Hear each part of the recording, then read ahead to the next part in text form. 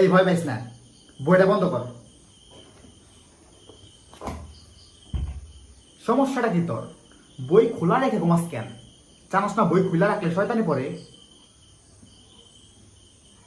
খোলা রাখছস ভালো কথা, বাংলা বই রাখ।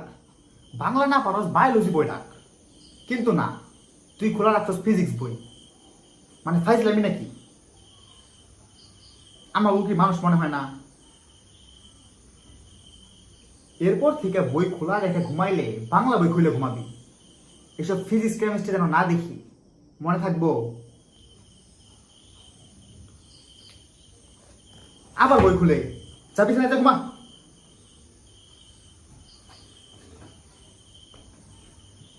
ফাইজলামি করতেছি।